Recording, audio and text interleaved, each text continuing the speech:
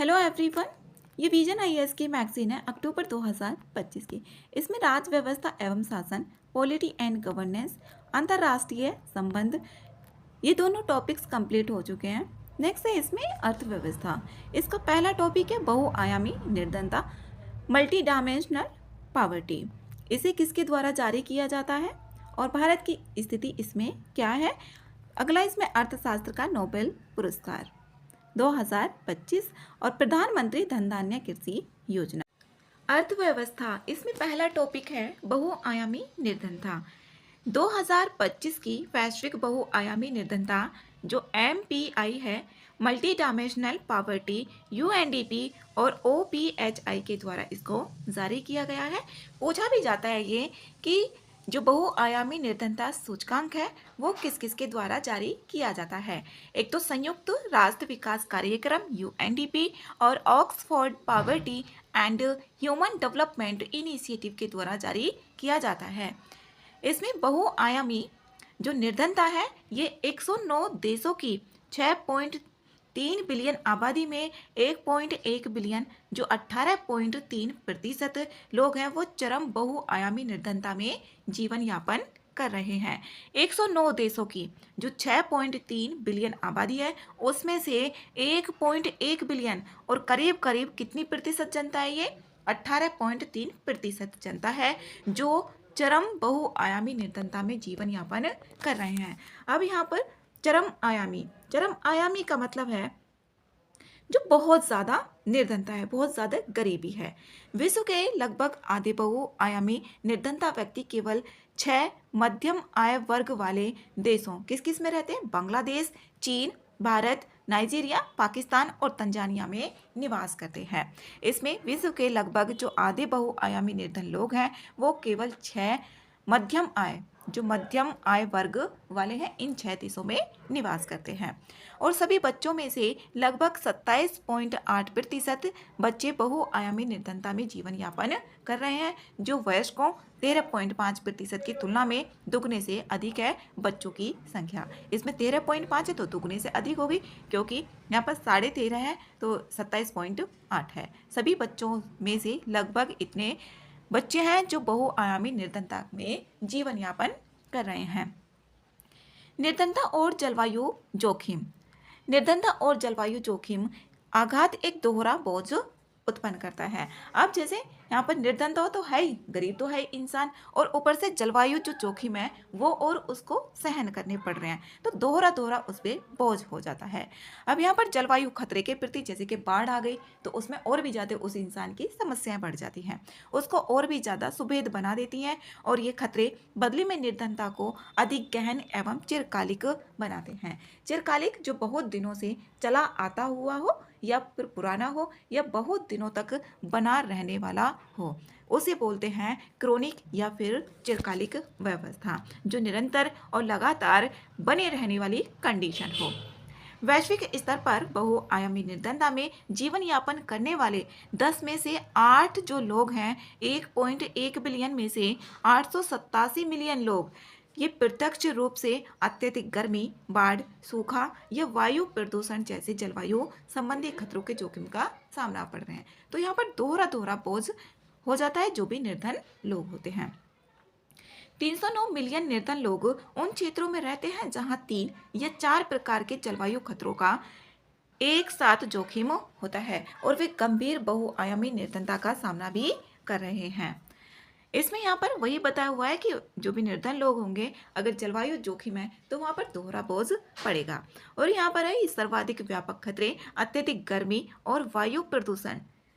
577 million है जो वायु प्रदूषण की चपेट में है, और जहाँ पर अत्यधिक गर्मी है वहाँ पर 608 मिलियन लोग हैं। उप सहारा अफ्रीका और दक्षिण एशिया को वैश्विक हॉट स्पॉट के रूप में भी पहचाना गया है। यहाँ पर उप सहारा अफ्रीका को और दक्षिण एशिया को हॉट स्पॉट के रूप में पहचाना गया है, और जलवायु खतरों से जो भी प्रभावित क्षेत्र है उनमें रहने वाले निर्धन लोगों की संख्या सबसे अधिक है। भारत में निर्धनता की बात करें 2005 से 6 के बीच में भारत की जो निर्धनता है वो 55.1% और निर्धनता अनुपात यहाँ पर घटकर कितना हो गया अब ये 55 से 2019-21 में 2019 से 21 में 16.4% हो गया है, 55% से घटकर। और लगभग 41.4 जो करोड़ लोग हैं निर्धनता से बाहर भी निकलने में सफल हुए हैं। तो यहाँ से 2005 से 2005-6 के बीच से 2019-20 में घटकर बहुत यहाँ पर कमी हुई है और 41.4 जो करोड़ लोग हैं वो निर्धनता से बाहर भी आए हैं। एमपीआई की कार्य प्रणाली, इसमें वंचना संकेतक कौन कौन से हैं? यहाँ पर जो मानव विकास है उसके 3 आयाम है। कौन कौन से हैं? स्वास्थ्य, शिक्षा और जीवन स्तर। इसमें पहले भी क्वेश्चन पूछा गया है यूपीएससी प्री में कि जो वैश्विक एमपीआई है, मल्टी पॉवर्टी इंडेक्स है, उसको मेजर करने के कितने आयाम हैं? तो 3 आयाम है इसमें और संकेत कितने हैं? 10 हैं, वो भी आगे देखेंगे। इसमें 3 आयाम है, स्वास्थ्य, हेल्थ, एजुकेशन, शिक्षा और जीवन स्तर। जीवन स्तर किस तरीके का है? अब सभी संकेत को प्रत्येक आयाम के भीतर समान भारांश दिया जाता है। इसमें प्रत्येक आयाम जैसे कि स्वास्थ्य हो गया तो उसके भीतर समान भारांश दिया जाएगा। किसी व्यक्ति का वंचना स्कोर उसके द्वारा अनुभव की जाने वाली सभी भारांश युक्त वंचनाओं का कुल योग होता है। इसमें 1/3 33.33 जिनका वंचना स्कोर इतना होता है या उससे अधिक होता है तो एमपीआई उन लोगों की बहुआयामी निर्धनता के रूप में वर्गीकृत कर देता है। जो इससे अधिक आएगा 1/3 से अधिक आएगा उसी को ही यहाँ पर बहुआयामी निर्धनता के रूप में वर्गीकृत किया जाएगा। किसके द्वारा? जो यूएनडीपी और यहाँ पर ओपीएचआई के द्वारा इसको जारी किया जाता है। आगे इसमें एमपीआई का मान किस तरीके से निकालेंगे? इसमें यहाँ पर एमपीआई बराबर होता है एच और क्रॉस ए। अब ए जो होता है निर्धनता की तीव्रता, उसमें इंटेंसिटी कितनी है? यहाँ पर ए तो यहाँ पर है निर्धनता की तीव्रता और यहाँ पर एच है व्यापकता, कितनी उसमें फैली हुई है। तो ये एच या बहुआयामी निर्धनता में जीवन यापन करने वाले लोगों का अनुपात। तो एमपीआई इक्वल्स टू होगा यहाँ पर एच क्रॉस ए के।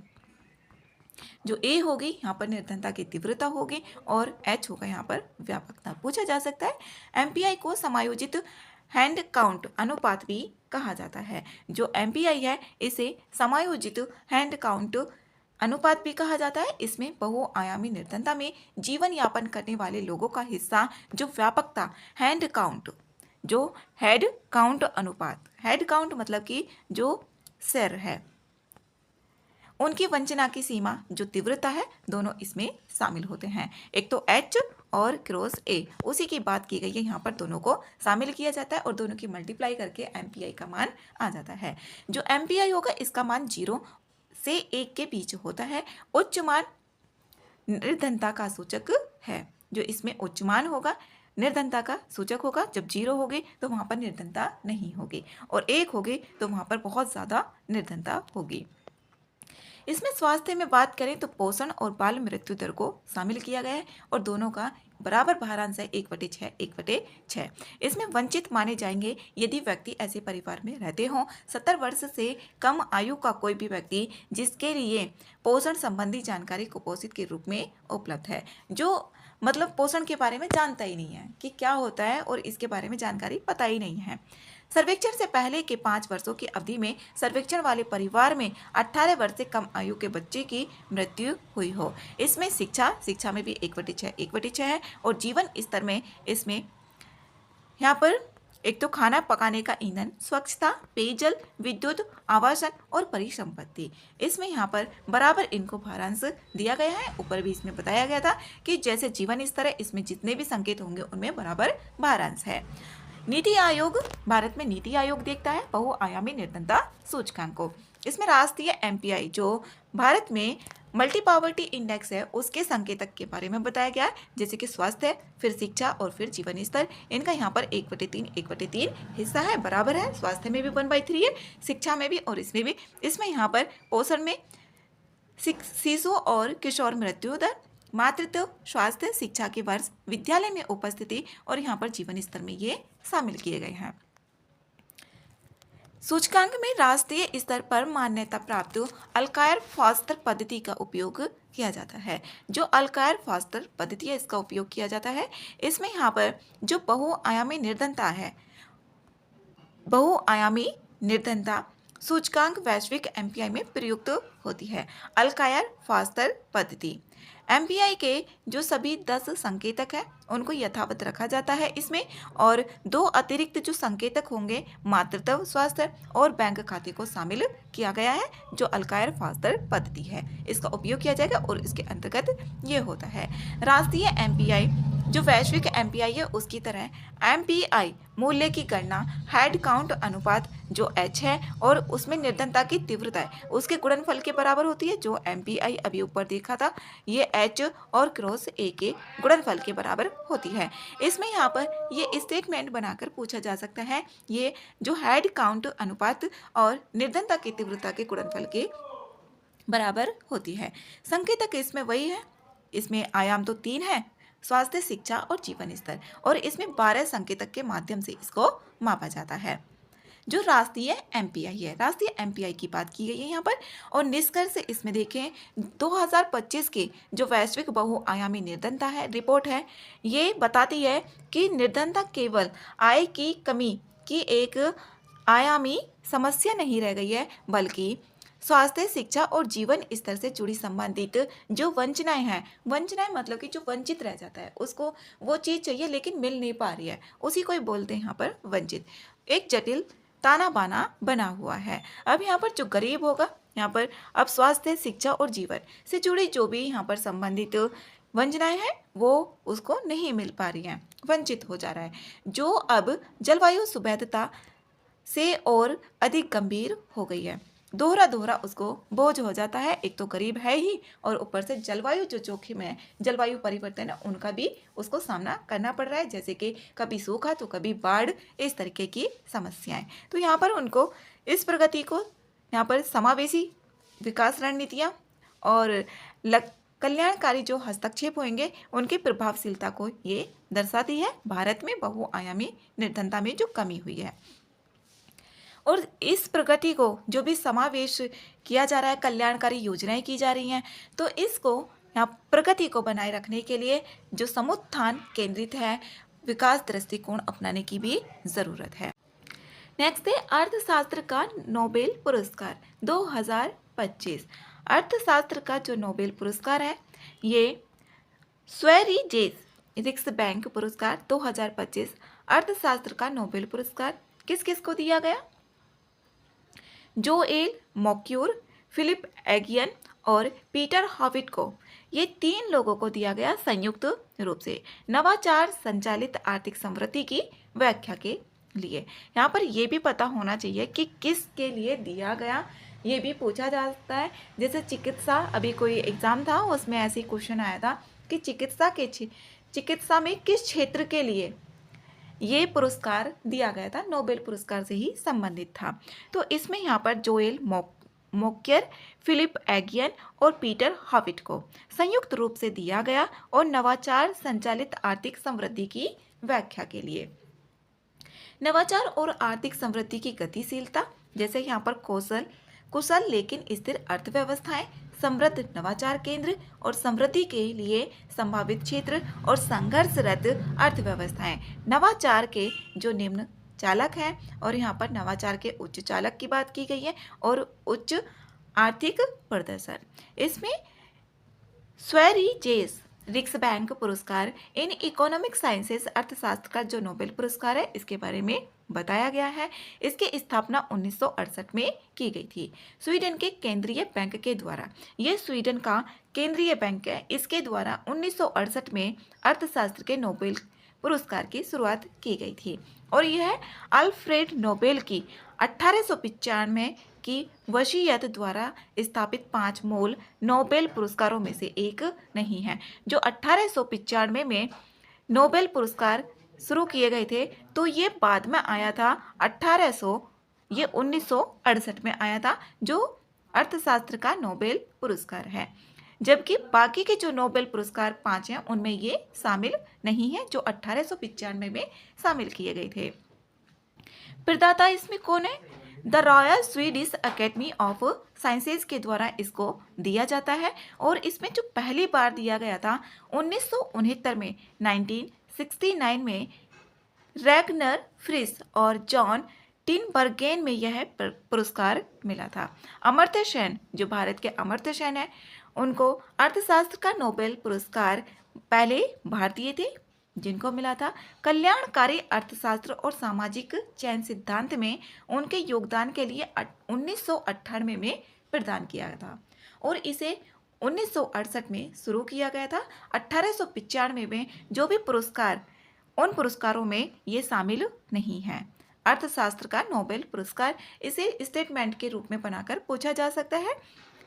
पुरस्कारों में शामिल एक पदक होता है इसमें और एक व्यक्तिगत डिप्लोमा होता है और नगद पुरस्कार राशि भी होती है।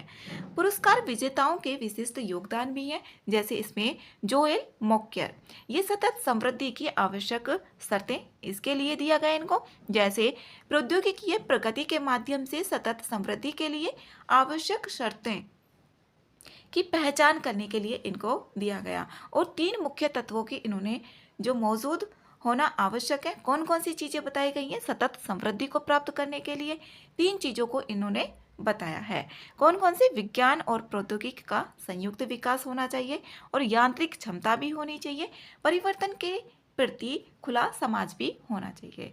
इन्होंने 3 बातें कही हैं अगर सतत समृद्धि को प्राप्त करना है। आगे इसमें जो दूसरे हैं वो फिलिप एगियन और पीटर हाविट, इन्होंने सृजनात्मक विनाश का सिद्धांत की बात की गई है और उन्हें 1992 में उनके प्रतिपादन जो सृजनात्मक विनाश है इसके गणितीय मॉडल के लिए भी सम्मानित किया जा चुका है। जो क्रिएटिव डिस्ट्रक्शन होता है, डिस्ट्रक्शन मतलब कि विनाश, क्रिएटिव जो भी सृजनात्मक हो रहा है, सृजनात्मक विनाश ये एक प्रक्रिया का वर्णन करता है। इसमें कोई नवीन और बेहतर उत्पाद बाजार में आता है और उससे पुराने जो उत्पाद होते हैं वो अप्रचलित हो जाते हैं। जैसे कि बाजार है, बाजार में पहले से कोई सामान बिक रहा था और एक नया सामान आया और उस सामान को वहाँ से प्रतिस्थापित कर दिया। वो जो पुराने सामान होते हैं, पुराने उत्पाद होते हैं, वो अप्रचलित हो जाते हैं, नए सामानों की तरफ को सब भागने लगते हैं। उन्हें बेचने वाली कंपनियां प्रतिस्पर्धा में पिछड़ जाती हैं। ये होता है सृजनात्मक विनाश और यह प्रक्रिया जो होती है सृजनात्मक इसलिए है क्योंकि इसमें कुछ नया शामिल होता है और विनाशकारी इसलिए है क्योंकि जो मौजूदा उत्पाद थे वो बेहतर प्रदर्शन करती है।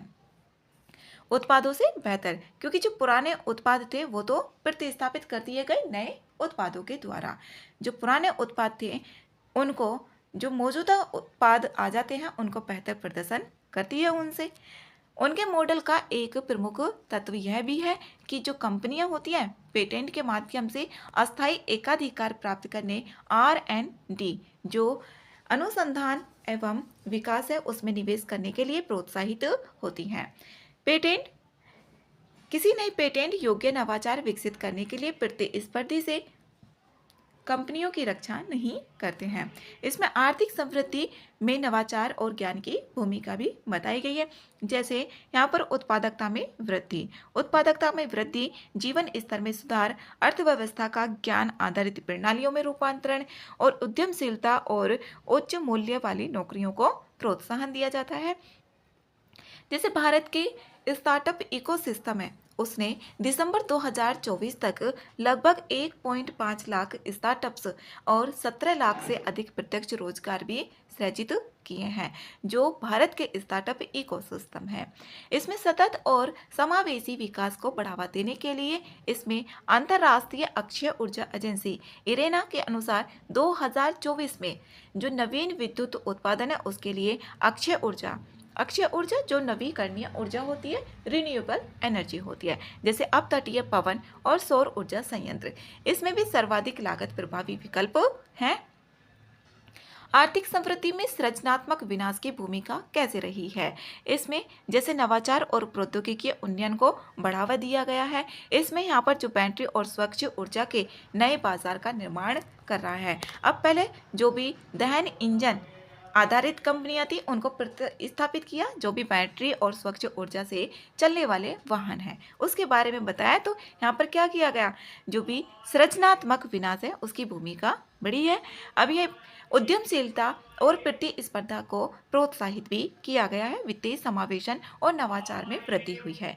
संसाधनों का पुनः आवंटन भी हुआ है। संसाधनों का दोबारा से आवंटित किए गए हैं, जिसे अमेरिका में 10% से अधिक पाई गई है। ये कंपनियों के बाजार में प्रवेश करने और बाहर निकलने की दर जो उच्च है यहाँ पर अमेरिका में है, ज़्यादा पाई गई है। और उत्पादन के कारकों की दक्षता में सुधार भी करता है। ये आर्थिक समुत्थानशीलता, ये कोविड-19 के दौरान डिजिटल परिवर्तन में तेजी आई, जिससे दूरस्थ कार्य और ई कॉमर्स के विकास को भी बढ़ावा दिया गया है। इसका निष्कर्ष है जिसे आर्थिक समृद्धि, नवाचार और मजबूत आधारभूत ढांचे दोनों में उत्पन्न होती है। जो आर्थिक समृद्धि है वो नवाचार में भी, और जो मजबूत आधारभूत ढांचा है दोनों में जो आर्थिक समृद्धि होगी, जो ग्रोथ हो रही है। इसमें अवसंरचना, शिक्षा, स्वास्थ्य में निवेश में, उत्पादकता में भी वृद्धि होती है। और इसमें व्यापक आर्थिक स्थिरता निवेशकों के विश्वास को मजबूत करती है। जो भी निवेशक होंगे उनके विश्वास को ये मजबूत करेगी। संसाधनों के कुशल उपयोग और वैश्विक एकीकरण के औद्योगिक विस्तार को भी ये बढ़ावा मिलेगा इससे। और गति को जो ये गति होगी, इसी गति से चलती रहेगी तो सक्रिय दृष्टिकोण की आवश्यकता होगी। खुलेपन को बढ़ावा दिया जा सकेगा और यहाँ पर संरक्षणवाद का विरोध भी किया जाएगा। जैसे कि कुछ चीज़ें होती हैं उनको संरक्षणवाद दिया जाता है, किसी देश की वस्तुओं को ज़्यादा वरीयता दी जाती है, उसी को यहाँ पर बोला जाता है। सुसंगत नीतियाँ सुनिश्चित की जा सकेंगी और दीर्घकालिक जो समृद्धि होगी उसको सुनिश्चित करने के लिए अनुसंधान में भी निवेश करना शामिल हो सकेगा। इसमें आगे नवाचार और तकनीकी प्रगति के लिए जो सरकारी पहल शुरू की गई है, जैसे यहाँ पर RDI योजना है। RDI योजना ये क्या है? R मतलब होता है यहाँ पर रिसर्च, D फॉर डेवलपमेंट और I फॉर इनोवेशन। इसमें 1 लाख करोड़ की ये योजना है। इसमें R और D रिसर्च और डेवलपमेंट निवेश को बढ़ावा दिया जाएगा, जिससे भारत की जो इनोवेशन है, इनोवेशन जो नई नई सोच होती है, इनोवेशन इकोसिस्टम को मजबूत करने के लिए इसे नवंबर 2025 में शुरू किया गया था, लेकिन अनुमति जुलाई 2025 में ही मिल गई थी और ये शुरू हो गई थी नवंबर 2025 में। इसका लक्ष्य यही होगा कि रणनीतिक और उभरते क्षेत्रों जैसे डीप टेक में निजी कंपनियों को वित्तीय सहायता देना है। जो डीप टेक है, जो इनोवेशन से रिलेटेड नए नए इनोवेशन हो रहे हैं, प्रौद्योगिकी से भी रिलेटेड, इसमें जो भी कंपनियां होंगी, निजी कंपनियां, उनको वित्तीय सहायता दी जाएगी, जिससे आत्मनिर्भरता और वैश्विक प्रतिस्पर्धा भी हासिल की जा सके। ये है RDI योजना, रिसर्च डेवलपमेंट एंड इनोवेशन। अटल नवाचार मिशन इसे 2016 में नीति आयोग के द्वारा शुरू किया गया था और इसका लक्ष्य देश में नवाचार और उद्यमिता की जो संस्कृति है उसको बढ़ावा देना है। जो स्कूलों से लेकर स्टार्टअप्स होंगे और उद्योगों तक एक सतत इकोसिस्टम तैयार करना है, जिससे युवाओं को आत्मनिर्भरता के लिए सशक्त बनाया जा सके। ये राष्ट्रव्यापी शैक्षणिक संस्थानों में नवाचार अवसंरचना का विकास करती है। डीप टेक फंड्स की बात करें तो ये सबसे उन्नत और नवीन उपकरण वाली तकनीकों एवं प्रणालियों के अनुसंधान और स्टार्टअप विस्तार के लिए इसमें 10,000 करोड़ रुपए का प्रावधान किया गया है। ये एक सरकारी पहल है जो deep tech fund of funds है। इसमें फंड ऑफ फंड्स की बात की गई है तो इसी से रिलेटेड है। ये एक सरकारी पहल है जो AI, क्वांटम कंप्यूटिंग, बायोटेक जैसे जटिल क्षेत्रों में काम करने वाले जो भी डीप टेक इसमें स्टार्टअप्स होते हैं उनको फंडिंग देने के लिए बनाई गई है। और जैसे स्टार्टअप्स है ना, इसमें डायरेक्ट फंड नहीं दिया जाएगा, सीधे स्टार्टअप्स में ये निवेश नहीं करेगी, बल्कि जो भी इस स्टार्टअप्स को सपोर्ट करने वाले हैं उनको फंड दिया जाएगा, जिससे जोखिम कम होगा और जो दीर्घकालिक नवाचार को बढ़ावा दिया जाएगा। और इसका जो लक्ष्य होगा deep tech fund of funds का भारत की तकनीकी संप्रभुता को बढ़ावा दिया जाएगा और जो वैज्ञानिक अनुसंधान है उसके व्यावसायीकरण की ओर भी लेकर जाना है, जो भी रिसर्च है अनुसंधान को। उन्नत प्रौद्योगिकी उन्नयन नीतियाँ, इसमें जैसे कि PLI सेमीकंडक्टर मिशन और इंडिया AI मिशन तकनीकी विकास को भी आगे बढ़ाते हैं, जिसे प्रौद्योगिकी उन्नयन नीतियाँ होंगी। इसमें आगे स्टार्टअप्स और अनुसंधान समर्थन, जो भी स्टार्टअप्स होंगे और अनुसंधान समर्थन है उनको समर्थन दिया जाएगा, जैसे प्रिज्म योजना है, प्रधानमंत्री रिसर्च फेलोशिप अनुसंधान को बढ़ावा देती है। डिजिटल अवसंरचना पहल, डिजिटल इंडिया, स्टार्टअप इंडिया और मेक इन इंडिया, ये पहले हैं डिजिटल अवसंरचना पहल के अंतर्गत। अंतर्राष्ट्रीय सहयोग, ये अमेरिका के साथ ICET, जापान के साथ सेमीकंडक्टर साझेदारी और क्वाड में 4 देश शामिल हैं, भारत, जापान, ऑस्ट्रेलिया और USA अमेरिका। इसमें अंतर्राष्ट्रीय सहयोग भी दिया जाएगा और व्यक्तिगत मिशन जैसे कि blockchain, Airavat, quantum mission, deep tech नीति पर राष्ट्रीय नीतियां भी बनाई जाएंगी। इसमें अगला टॉपिक है प्रधानमंत्री धन धान्य कृषि योजना। ये अभी न्यूज़ में रहा था, 2025-26 बजट में इसकी घोषणा की गई थी। जो प्रधानमंत्री धन धान्य कृषि योजना है, इसकी घोषणा बजट 2025-26 के अंतर्गत की गई थी और इसको 2025 16 जुलाई में केंद्रीय मंत्रिमंडल की मंजूरी भी मिल गई थी इस योजना को। और ये प्रत्येक जिले के लिए एक केंद्रीय नोडल अधिकारी भी नियुक्त किया जाएगा। इस योजना के अंतर्गत प्रत्येक जिले के लिए एक केंद्रीय नोडल अधिकारी की भी नियुक्ति की बात की गई है और ये एक भारत सरकार की पहल है, जिसे कम प्रदर्शन वाले, इसमें 100 कृषि जिलों में कृषि उत्पादकता बढ़ाने,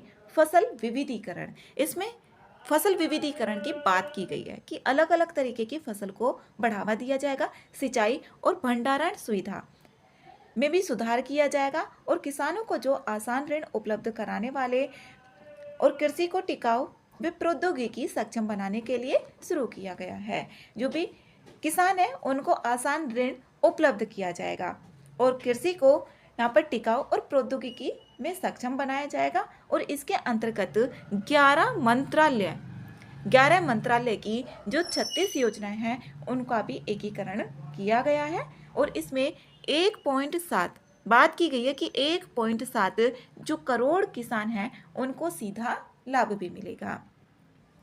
अब इसमें देखते हैं जो प्रधानमंत्री धन धान्य कृषि योजना है PMDKY, इस पहल की शुरुआत की गई है और इसका उद्देश्य यही है कि जो भारतीय कृषि है उसको अधिक उत्पादक, संधारणीय और किसानों के लिए आर्थिक रूप से लाभकारी बनाना है। किसानों को उत्पादक में भी संधारणीय और यहाँ पर आर्थिक रूप से लाभकारी।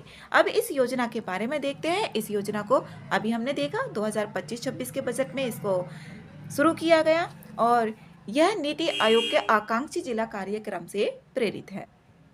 यह योजना 11 मंत्रालयों की 36 मौजूदा कृषि योजनाओं को समेकित भी करती है।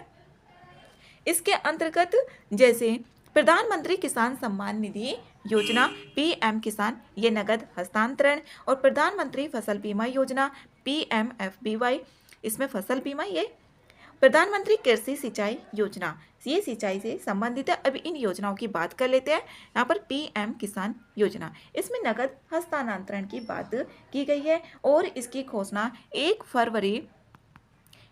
फेब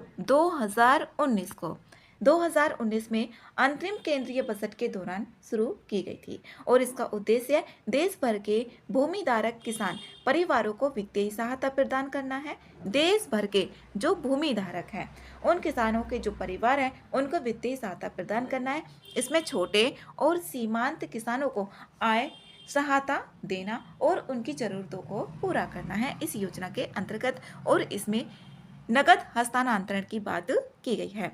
प्रधानमंत्री फसल बीमा योजना, ये फसल बीमा से संबंधित है और इसे 18 फरवरी 2016 को लॉन्च किया गया था, 18 फरवरी 2016 को, और इसको किसान सम्मान निधि 2019 की है। ये इस तरीके के क्वेश्चंस आ जाते हैं मिलान करने के लिए भी, कौन सी योजना किस ईयर में शुरू की गई थी। इसमें यहाँ पर फसल बीमा से ये संबंधित है। इसमें यहाँ पर एक व्यापक और किफ़ायती जो बीमा कवरेज है वो मिल सके, एक फसल एक प्रीमियम के सिद्धांत पर इसको शुरू किया गया था। और इसका उद्देश्य है कि जो किसान हैं उनकी फसल खराब होने पर वित्तीय सहायता देना, जिससे वे कर्ज से बच सकें और बेहतर खेती में निवेश कर सकें। इसमें यहाँ पर अलग अलग जो फसलें होती हैं, जैसे कि खरीफ की फसल, उसमें प्रीमियम की बात की गई थी 2%। बागवानी की जो फसल है उसके लिए बागवानी और वाणिज्यिक फसल उसको 5% प्रीमियम की, और जो भी रबी की फसल है उसमें 1.5 प्रीमियम देने की बात की गई थी फसल बीमा के अंतर्गत। प्रधानमंत्री कृषि सिंचाई योजना इसे 2015 में शुरू की गई थी और एक नारा दिया गया था, इसमें हर खेत को पानी के नारे के साथ 2015 में शुरू किया गया था।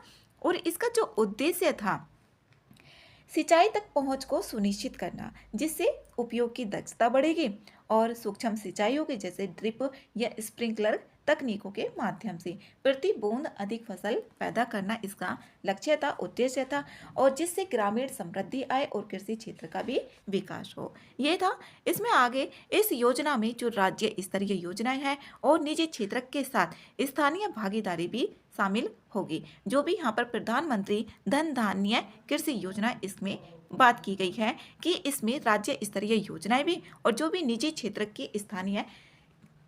के साथ स्थानीय भागीदारी भी शामिल होगी। इसका उद्देश्य 1.7 करोड़ किसानों को सहायता प्रदान करना है। इसका उद्देश्य 1.7, अभी हमने देखा कि 1.7 करोड़ किसानों को इसमें सहायता मिलेगी, और लघु एवं सीमांत किसानों को जिनके पास 2 हेक्टेयर से कम भूमि है, वे किसान भारत की कुल कृषि में संलग्न आबादी का 86%, ये 86% है, किसके अनुसार? आर्थिक सर्वेक्षण 2024-25 के अनुसार।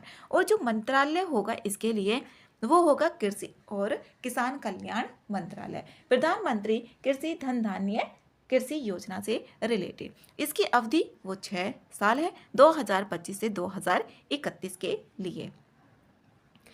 अब वित्तीय परिव्यय जो होगा इसमें 6 वर्षों के लिए 24,000 करोड़ के वार्षिक बजट के साथ इसमें कुल 1.44 लाख करोड़ का प्रावधान भी किया गया है। 24 करोड़ के जो वार्षिक बजट है उसके साथ में 1.44 लाख करोड़ का भी प्रावधान किया गया है। और इसमें 40% जो सब्सिडी है वो धनराशि में, 30% अवसंरचना जैसे भंडारण और सिंचाई के लिए, 20% जो सब्सिडी होगी वो ऋण के लिए, 10% प्रशिक्षण और बाजार सहायता के लिए निर्धारित की गई है।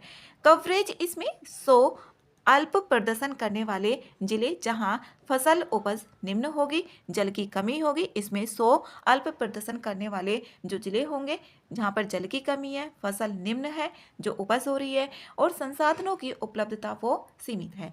प्रत्येक राज्य से न्यूनतम एक जिला शामिल किया गया है, जो 100 अल्प प्रदर्शन जिलों की पहचान की गई है।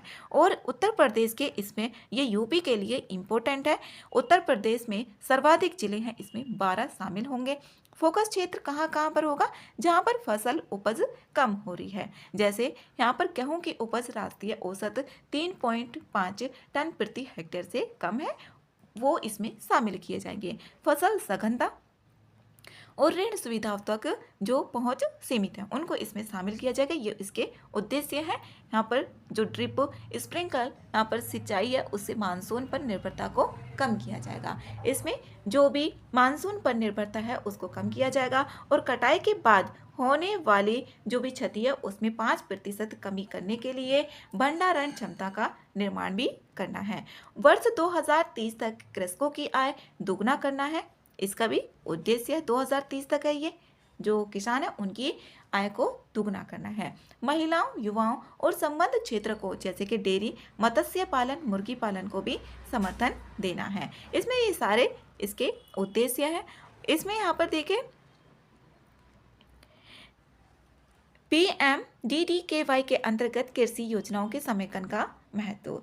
इसका महत्व जैसे कृषि क्षेत्र में 45% पूंजीगत व्यय वास्तव में परिसंपत्ति निर्माण के लिए उपयोग किया जाता है, जो निम्न व्यय दक्षता को ये दर्शाता है। और इसमें पूंजीगत व्यय का 75% से अधिक हिस्सा परिसंपत्ति निर्माण में जाता है, जलापूर्ति, परिवहन आदि क्षेत्रों में।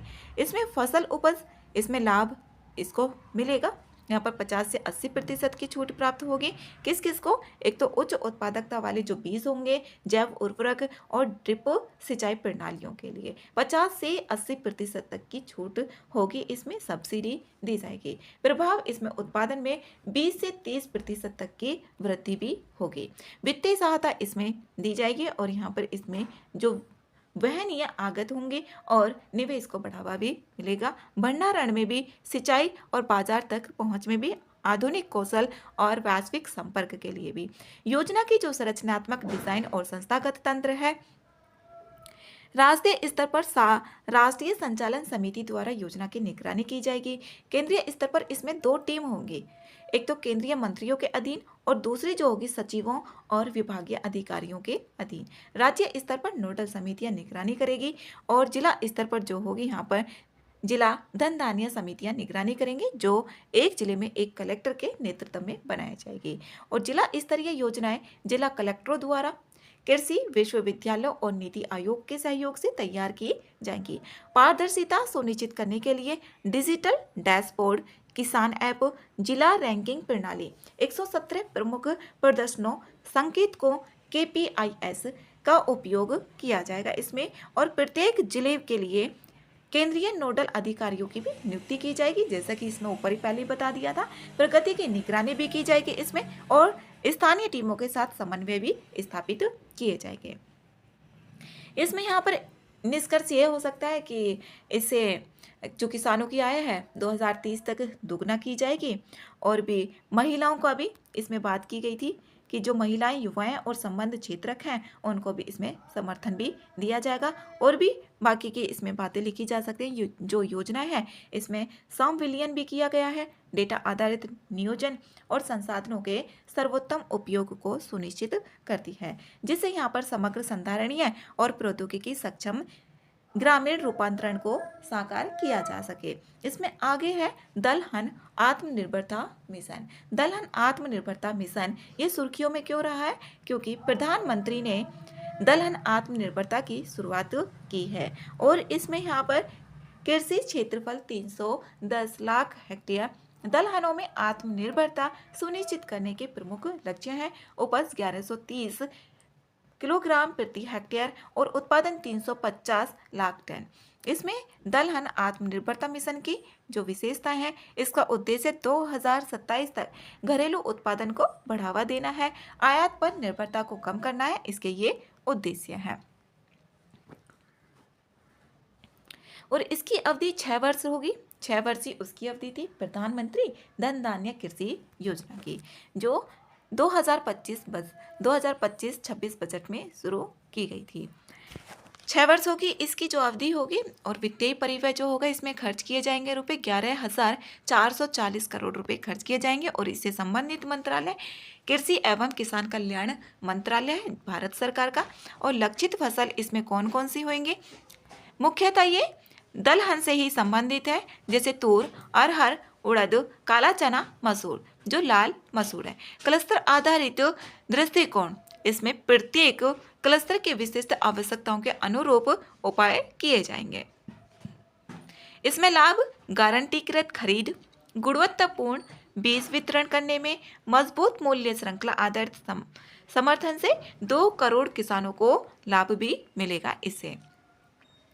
इसमें वांछित लाभ कौन से होंगे? वांछित का मतलब होता है जो भी हम सोच रहे हैं, जो भी हमें चाहिए लाभ। जलवायु अनुकूल और मृदा स्वास्थ्य के अनुकूल पद्धतियों को बढ़ावा दिया जाएगा। रोजगार के पर्याप्त अवसर इसमें सृजित होंगे और अंतर फसली कृषि और फसल विविधीकरण को भी बढ़ावा देना इसका उद्देश्य है। और परिचालन रणनीति, इसमें बीज विकास एवं वितरण, इसमें 126 लाख क्विंटल प्रमाणित बीजों का उत्पादन करना और वितरण करना। किसानों को 88 लाख बीज किट निःशुल्क भी इसमें प्रदान किए जाएंगे। उच्च उपज देने वाली कीट प्रतिरोधी और जलवायु अनुकूलन दलहन किस्मों के विकास और प्रसार पर भी बल दिया जाएगा। इसमें 4 वर्षों तक तूर, उड़द, मसूर की जो 100% खरीद न्यूनतम समर्थन मूल्य MSP पर भी की जाएगी। इसमें यहाँ पर 4 वर्षों तक के लिए बोला गया है। कौन कौन सी? तूर, उड़द और मसूर की। इसमें NAFED जो राष्ट्रीय कृषि सहकारी विपणन संघ है, और यहाँ पर राष्ट्रीय सहकारी उपभोक्ता संघ। प्रधानमंत्री अन्नदाता आय संरक्षण जो PM आशा है, PM आशा योजना। PM आशा योजना ये PM अन्नदाता आय संरक्षण, इसको ये बोला जाता है अभियान, और भारत सरकार की एक छत्र योजना है। इसे सितंबर 2018 में शुरू किया गया था PM आशा योजना को। इसका उद्देश्य है जो किसानों की उपज है, दलहन तिलहन का जो उचित लाभकारी मूल्य है, MSP है, इसको बोला जा सकता है कि जो MSP है उसको दिलाना है, जिससे उन्हें संकट में फसल बेचने से बचाना है। जैसे कि संकट में अब मुसीबत आई तो जो भी फसल है उनको बेच देते हैं, चाहे कितना भी उसके दाम हो। के अंतर्गत भागीदार राज्यों के किसानों से खरीद की जाएगी। राज्यों की भूमिका होगी इसमें, जैसे राज्य 5 वर्षीय इसमें रोलिंग प्लान होगा उनका, जैसे बीज उत्पादन योजनाएं तैयार करेंगे। ICAR भारतीय कृषि अनुसंधान परिषद द्वारा ब्रीडर बीज उत्पादन की निगरानी की जाएगी, और इसमें साथ ही पोर्टल के माध्यम से गुणवत्ता आश्वासन बनाए भी रखा जाएगा। इसमें यहाँ पर साथ ही कृषि और किसान कल्याण मंत्रालय तथा जो राष्ट्रीय सूचना विज्ञान केंद्र NIC है उसके सहयोग से विकसित एक उपयोगकर्ता उन्मुख केंद्रीकृत पोर्टल है। इसमें पूरे देश में 1000 प्रसंस्करण और पैकेजिंग इकाइयों की स्थापना की जाएगी, जिन्हें प्रति इकाई 25 लाख तक की सब्सिडी प्रदान कर समर्थन दिया जाएगा।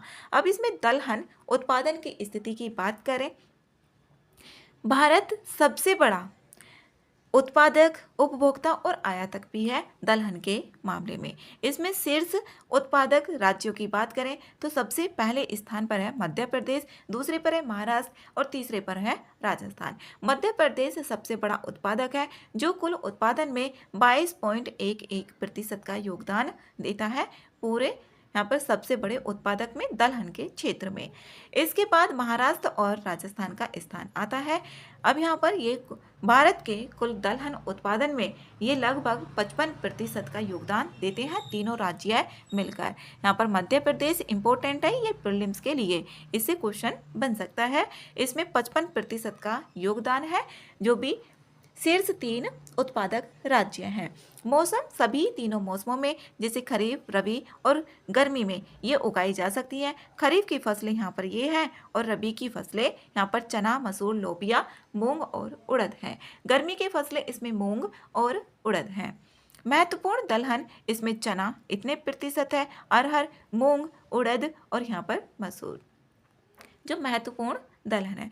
उत्पादन की जो प्रवृत्ति है भारत में दलहन उत्पादन वित्तीय वर्ष 2014 में इतने लाख टन से बढ़कर 2024 में 244.93 लाख टन हो गया है। इसमें यहाँ पर वृद्धि हुई है। दलहन में आत्मनिर्भरता की आवश्यकता है जो अपर्याप्त घरेलू उत्पादन है। इसमें यहाँ पर दालों के आयात में 15 से 20% की भी वृद्धि हुई है। कुपोषण का समाधान करना, जो कुल प्रोटीन है सेवन का लगभग इसमें 20 से 25% हिस्सा दलहन से आता है। मांग में अनुमानित वृद्धि भी यहाँ पर 2030 तक 46.33 मिलियन टन और 2047 तक इसमें बताया जा रहा है कि 50.26 मिलियन टन होने का अनुमान है। पर्यावरणीय और मृदा स्वास्थ्य को इसमें लाभ मिलता है, जो वायुमंडलीय नाइट्रोजन को स्थिर करना की क्षमता रखता है, और मृदा की जो मिट्टी होती है उसकी उर्वरता भी बढ़ती है, जो भी दलहन की खेती होती है उससे। रासायनिक उर्वरकों पर निर्भरता कम होगी क्योंकि मृदा की जो उर्वरता है वो बढ़ जाती है नेचुरली। मूल्य एवं बाजार स्थिरीकरण, इसमें वैश्विक व्यापार और घरेलू उत्पादन में अस्थिरता के कारण दालों के मूल्य में उतार चढ़ाव बना रहता है, जिससे मुद्रास्फीति लक्ष्यों को प्राप्त करने में चुनौती आती है। दलहन उत्पादन को प्रोत्साहित करने के लिए यहाँ पर पहले भी शुरू की गई है, जैसे कि NFSM।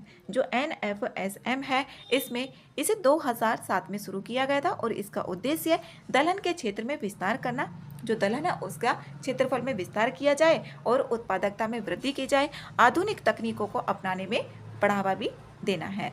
और त्वरित दलहन उत्पादन कार्यक्रम A3P इसे 2010 से 2014 के बीच में शुरू हुआ था।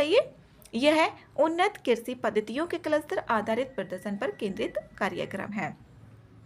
जो त्वरित दलहन उत्पादन कार्यक्रम है, इसे भारत सरकार के द्वारा राष्ट्रीय खाद्य सुरक्षा मिशन NFSM, जो NFSM है, इसको इसके अंतर्गत ही शुरू किया गया था। इसका लक्ष्य यही था कि दालों का जो उत्पादन है उसको तेजी से बढ़ाया जा सके, जिससे दालों के क्षेत्र में भारत को आत्मनिर्भर बनाया जा सके। त्वरित दलहन उत्पादन कार्यक्रम यही था।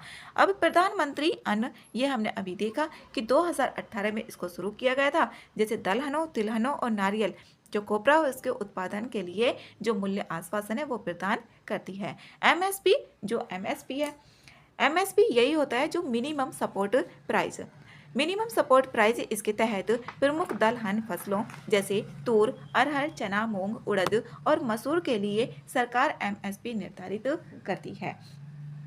और ये लगभग 22 फसलों को ये इसके अंतर्गत घोषित किया जाता है। और इसमें जो खरीद एजेंसियां होती हैं MSP के अंतर्गत FCI होगी, नाफेड, NAFED और CCI जैसी एजेंसियां होती हैं जो MSP पर फसलों की खरीद करती हैं। और इसमें जो MSP होता है, जैसे ये एक न्यूनतम कीमत होती है जिस पर सरकार किसानों को बोलेगी कि इस कीमत पर उनकी फसलों को खरीद लेगी, और जिससे बाजार में, जैसे बाजार है, अब बाजार में दाम गिरे तो किसानों को इससे नुकसान ना हो, तो उनकी जो आय है, किसानों की आय, वो सुरक्षित रहती है। और इसको CACP, जो कृषि लागत एवं मूल्य आयोग है, उसकी सिफारिशों पर तय की जाती है MSP। बफर स्टॉक प्रबंधन ये क्या होते हैं? इसमें खाद्यान्नों के भंडार को बनाए रखने से है। ये बफर स्टॉक, खाद्यान्नों के भंडार रखे जाएंगे, इसमें खाद्य सुरक्षा सुनिश्चित की जा सके और कीमतों को स्थिर किया जा सके। ऐसा नहीं कि बहुत ज़्यादा उतार चढ़ाव हो रहा है कीमतों में, और आपातकालीन जो स्थितियां होंगी उनका भी प्रबंधन किया जा सकेगा बफर स्टॉक प्रबंधन के अंतर्गत। और इसका उद्देश्य यही होगा कि जो मूल्य प्राइस है वो स्थिरीकरण रहे, खाद्य सुरक्षा और कल्याणकारी योजनाओं के क्रियान्वयन से ये संबंधित होता है। बफर स्टॉक प्रबंधन। सब्सिडी युक्त खुदरा वितरण, जो भारत दाल है, सरकार ने चना, मूंग, मसूर जैसी जो दलहन है, इसके स्टॉक को सब्सिडी वाला भारत दाल में परिवर्तित कर खुदरा वितरण के लिए नाफेड, NCCF आदि संस्थानों के माध्यम से बेचने की शुरू की है। इसमें निष्कर्ष की बात करें तो दलहन आत्मनिर्भरता मिशन ये आत्मनिर्भर के लिए संधारणीय और सशक्त दलहन क्षेत्र का आधार तैयार करता है, जिससे प्रौद्योगिकी, नवाचार, किसान सशक्तिकरण को संयोजित करके, और जो पोषण, क्योंकि दालों में प्रोटीन ज़्यादा होता है, पोषण सुरक्षा सुनिश्चित करेगा, ग्रामीण समृद्धि को बढ़ाएगा और ये आयात पर निर्भरता को कम करेगा। नेक्स्ट है मत्स्य पालन सब्सिडी पर विश्व व्यापार समझौता। मत्स्य पालन सब्सिडी पर जो भी सब्सिडी दी जाती है मत्स्य पालन पर, उसके लिए WTO संगठन का समझौता है ये। और इसमें जो WTO के सदस्य हैं उसके 2/3 सदस्यों के द्वारा स्वीकृति पत्र भी प्रस्तुत किए गए हैं, और ये WTO समझौता आधिकारिक रूप से लागू हो गया है। और ये एक ऐसा पहला समझौता है जो व्यापक, बाध्यकारी और बहुपक्षीय पर्यावरणीय समझौता होगा। ये पर्यावरण और महासागरीय स्थिरता पर केंद्रित है, और इसे स्वीकृति दी गई थी 12वें WTO मंत्री स्तरीय सम्मेलन, जो यहाँ पर मेमोरेंडम कॉन्फ्रेंस 12 थी WTO की, उसमें दी गई थी। ये जून 2022 में जिनेवा में हुआ था इसकी मेजबानी, और कजाकिस्तान ने की थी इसकी मेजबानी 2022 में। इसमें पूछा जाता है कि जो MCW है, इस तरीके के पहले भी पूछे गए हैं, कहाँ पर हुई थी, कितने ईयर में हुई थी, और किस देश के द्वारा की गई थी मेजबानी। ये कोविड-19 वैक्सीन, पेटेंट छूट, खाद्य सुरक्षा पर समझौते, मत्स्य पालन सब्सिडी और ई-कॉमर्स पर जेनेवा पैकेज पर ये महत्वपूर्ण निर्णय लिए गए थे MC12 में। 2022 में इसे अपनाया गया था और 15 सितंबर 2025 से ये प्रभावी भी हुआ, जो मत्स्य पालन सब्सिडी है। सतत विकास लक्ष्य, अब सतत विकास लक्ष्य जो 14 है, SDG 14, ये पानी के नीचे जो भी पानी है, जैसे समुद्र हो गया, पानी के नीचे जीवन जो जीव जंतु होते हैं उसके लिए होता है SDG 14। इसमें SDG 14 और इसका उद्देश्य क्या होता है, जो SDG 14 है इसका उद्देश्य महासागरों, समुद्रों और समुद्री जो संसाधन होते हैं उसका संरक्षण करना, सतत उपयोग करना होता है, जिससे प्रदूषण, जो भी समुद्र में प्रदूषण है उसको रोका जा सके, उसमें कमी लाई जा सके। ये होता है SDG 14, पानी के नीचे जीवन। यह समझौता हानिकारक मत्स्य पालन सब्सिडी को समाप्त करके महासागरीय पारिस्थितिकी तंत्र की रक्षा करने का प्रयास करता है। इसमें यही है जो SDG 14 है। अब SDG 14.6 का इसका उद्देश्य है उन हानिकारक मत्स्य पालन सब्सिडी को समाप्त करना है जो हानिकारक सब्सिडी है। हानिकारक सब्सिडी कौन सी होती है? ये वे सरकारी आर्थिक सहायता या छूट दी जाती है इसमें जो अनजाने में पर्यावरण को नुकसान पहुंचाती है। जैसे प्राकृतिक संसाधन उनका ज़्यादा दोहन कर लिया जाता है उसमें दी जाती है, और सामाजिक आर्थिक असंतुलन को ये पैदा करती है। जैसे जीवाश्म ईंधन, उसका अत्यधिक उर्वरक उपयोग, उसमें भी पशुपालन को बढ़ावा देने वाली जो सब्सिडी होती है, जिससे प्रदूषण और यहाँ पर जलवायु परिवर्तन और संसाधनों का क्षरण होता है। यही होती है हानिकारक सब्सिडी। अब हानिकारक मत्स्य पालन सब्सिडी को इसमें समाप्त करना है और महासागरीय पारिस्थितिकी तंत्र की रक्षा करने का प्रयास किया जाएगा। इसमें 14.6 का उद्देश्य हानिकारक मत्स्य पालन सब्सिडी को समाप्त करना है जो अत्यधिक मत्स्यन, अत्यधिक क्षमता और अवैध, असूचित और अविनियमित मत्स्य पालन को बढ़ावा देती है। जो भी अवैध, गलत तरीके से और न ही सूचित किया जाता और न ही रेगुलेट किया जाता, उनको ये यहाँ पर कम किया जाएगा, जो भी इसको गलत तरीके से किया जा रहा है। भारत की स्थिति, भारत ने अभी तक इस समझौते की पुष्टि नहीं की है।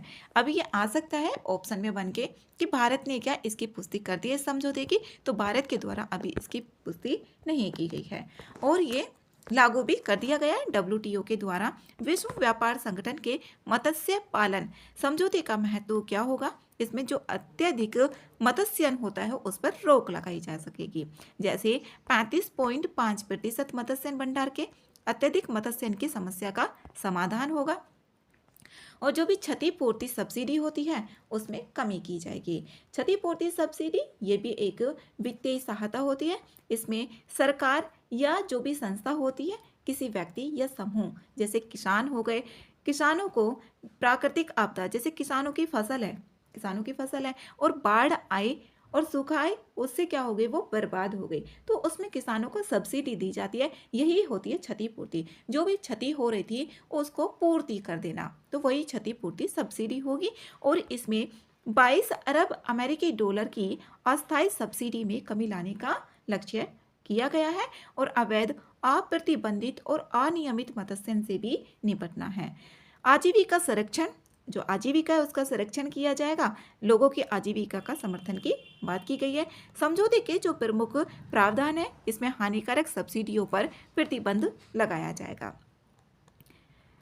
जैसे यहाँ पर चीन, यूरोपीय संघ, अमेरिका, दक्षिण कोरिया और जापान वैश्विक मत्स्यन जो पालन सब्सिडी है उसका लगभग 58% हिस्सा प्रदान करते हैं। 5 शीर्ष देश हैं इसमें: चीन, यूरोपीय संघ, EU, अमेरिका, दक्षिण कोरिया और जापान। ये 58% से अधिक जो मत्स्य पालन सब्सिडी है उसका हिस्सा प्रदान करते हैं।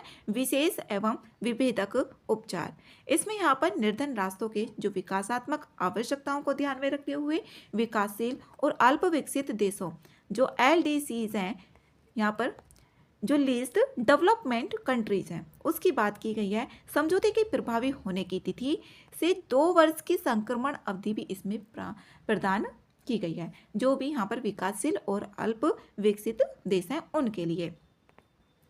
WTO मत्स्य कोष, इसमें एक तो LDCs जो लीस्ट डेवलपमेंट कंट्रीज हैं उनको तकनीकी सहायता और कार्यान्वयन के लिए, क्षमता निर्माण के लिए समर्थन प्रदान किया जाएगा। स्वैच्छिक वित्तीय तंत्र की भी स्थापना करता है ये समझौता, जो यहाँ पर लिस्ट और डेवलपमेंट कंट्रीज हैं। पारदर्शिता संबंधी बाध्यता होगी। मत्स्य पालन सब्सिडी, मत्स्य भंडार की स्थिति और प्रबंधन उपायों के विषय में WTO को सूचित भी करना होगा। खुले समुद्र में मत्स्यन, जो खुले समुद्र में मत्स्यन किया जाता है, मत्स्य पालन किया जाता है। खुले समुद्र में मत्स्यन के लिए सब्सिडी प्रदान करने पर भी प्रतिबंध इसमें लगाया है। जो खुले समुद्र है उसमें सब्सिडी प्रदान की जाती है, उसमें मना किया गया है कि नहीं दी जा सकती, जो तटीय देशों और क्षेत्रीय मत्स्य प्रबंधन संगठनों व्यवस्थाओं के अधिकार क्षेत्र में ये नहीं आता है।